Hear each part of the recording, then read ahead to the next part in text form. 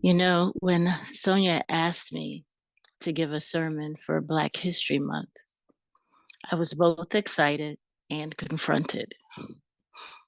There was so much swirling within my head to speak to, and even more that was swirling within my heart to give voice to. Yet, as we chatted to create this service together, we both arrived at this place of history, this intersection of narrative and narrator.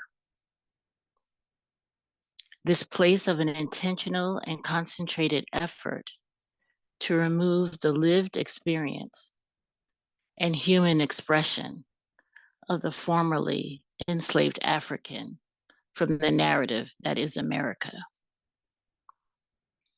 And where our presence and contributions are not being removed, they are being distorted. There is an African proverb that I'm sure many of you have heard that says, until the lion tells the story, the hunter will always be the hero.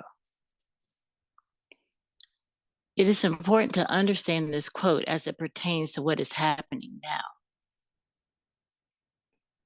And what is happening now is that 44 states since January 2021 have introduced bills restricting and or banning teachings based on critical race tenets. Of the 44, 18 states have successfully passed legislation, which includes Alabama, Arkansas, Florida, Georgia, Idaho, Iowa, Kentucky, Mississippi, Montana, New Hampshire, North Dakota, Oklahoma, South Carolina, South Dakota, Tennessee, Texas, Utah, and Virginia. And another 9 states currently have bills moving through state legislature or are putting in place school policies to forbid the teaching of critical race theory. These states include Connecticut, Illinois, Indiana, Minnesota, Missouri, Nebraska, New Jersey, North Carolina, and Oregon. It is imperative to name the intentional and concentrated, overt, and collective effort of the hunter to maintain the narrative as hero. Yet a hero is known for their courage, not cowardice. Thus, to hide from the flaws, harm, violence, and atrocities of our humanity is cowardice. It actually robs us of the opportunity to be courageous, to bravely enter the inner landscape of our hearts and confront who we have been and who we have been unwilling to be for ourselves and each other. Sojourner Truth was a hero, speaking to intersectionality before the term even existed as an abolitionist and activist for women's rights. Frederick Douglass was a hero, escaping slavery and using his literacy to bring attention to the fight for the freedom of those enslaved. Harriet Tubman was a hero, an abolitionist with the disability of seizures that she called sleeping spells. But that didn't stop her from repeated missions to shepherd the enslaved to freedom. Ida B. Wells was a hero, using her skill of journalism to give voice to the legal terrorism of lynchings. Fannie Lou Hamer was a hero, a community organizer, voting rights activist, and civil rights leader. Fred Hampton was a hero, deputy chairman of the National Black Panther Party, willing to reach across race, class, and economics to create a multiracial political organization. Dr. Martin Luther King and Malcolm X were heroes. Civil rights leaders with differing liberation ideologies, yet spiritual foundations that spirited their activism to end the oppression of the African in America. Maya Angelou was a hero, using the story of her own life, of her own healing, and her mastery of language and poetry to break down barriers to our humanity and divinity. These are just a few of the countless men and women, known and unknown, throughout American history, who stood in the gap between this country's founding ideals of liberty and its founding institution of slavery, who stood in the gap between the shared suffering of their fellow countrymen and the moral conscience of those causing the injury and injustice, who stood in the gap between narrating their lived experience and others who believed they had the right to narrate it for them.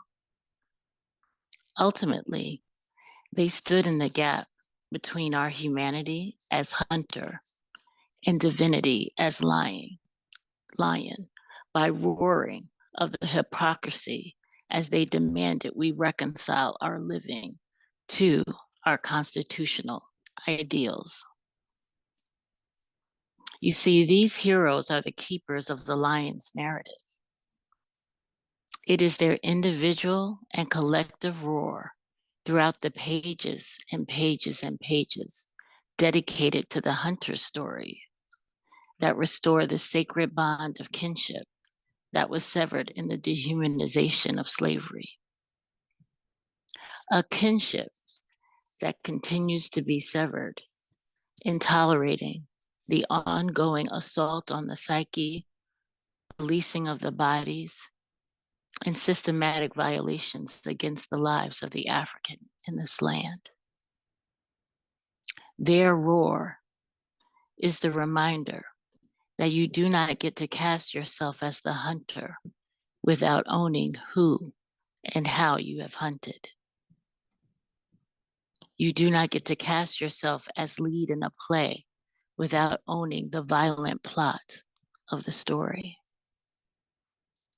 You do not get to cast yourself as preserving traditions and a way of life, for whom I might add, without perpetuating the trade of bodies upon which your living is built. I say this not to blame or guilt nor profess victims or shame. I say this to disrupt a world where truth is frequently avoided out of fear of what it might reveal, that it will expose rather than free and heal. I say this to remind us that the roles we inherited in this narrative of the hunter and the lion are not fixed. They are just well rehearsed and practiced, passed down and accepted, structural and institutional, believed as real and integrated as the norm. These roles only seem like they are fixated because we have been unwilling to stand in the gap and be heroic.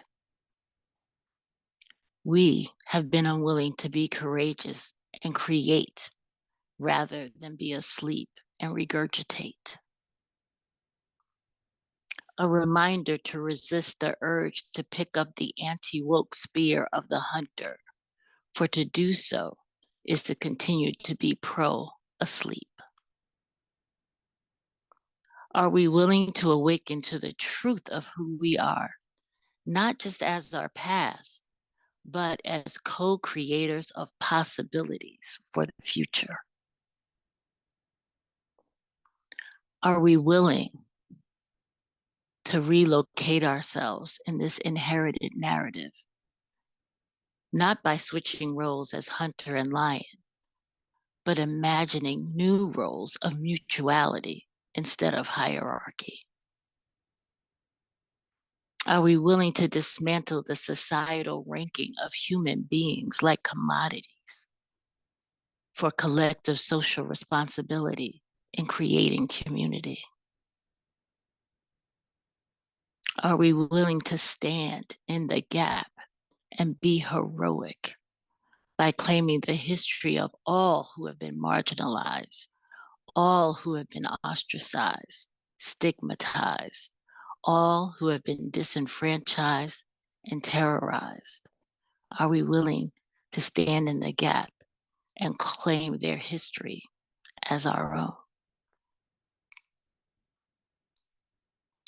Will we claim their stories, experience, and contributions as an extension of our own humanity, as another sacred offering of who we all are as human beings?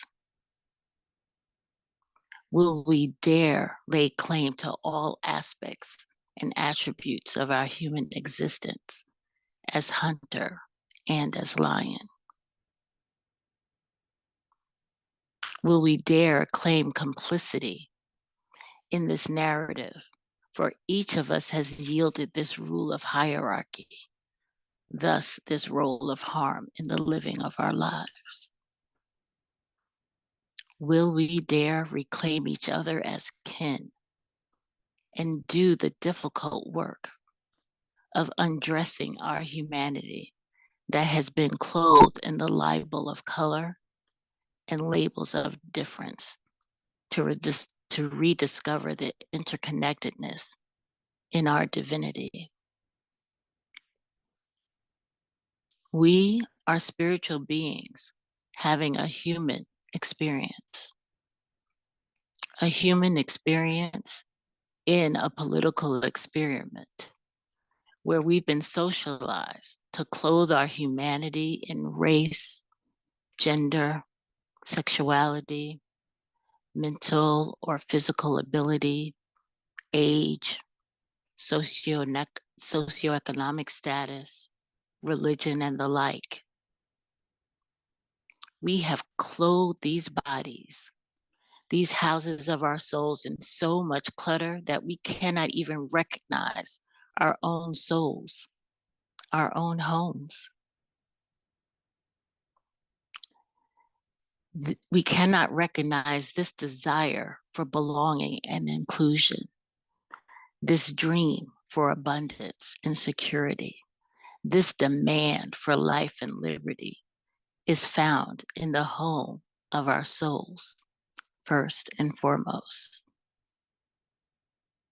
Then, from that sacred space, we can create the social and societal spaces in which we can live it, in which we live a new narrative of a familiar motto: out of many, one, and in God we trust. Will we live the lyrics of the song that my house, my heart is your home, and your house, your heart is my home? A home where love prevails, not the feeling, but the agape kind, that intentional, unapologetic, radical, audacious, and uncompromising choice to look out from our own humanity and reach for the other, and declare with affinity, vulnerability, compassion, and empathy that you are welcome here, here in this inner landscape of my heart. You can build your home. your history, your story of building the home of your existence in this precious thing called life, in this greatly flawed country called America, in this glorious world. It is my story, and it will not be removed, nor distorted, nor co-opted on my watch. How dare we remove our history? For when we do so, to do so is to remove our collective soul from the communal body. Thank you. If you like this video, please like us on YouTube, subscribe to our YouTube channel, and click on the bell to be notified whenever we post a new video. Thank you.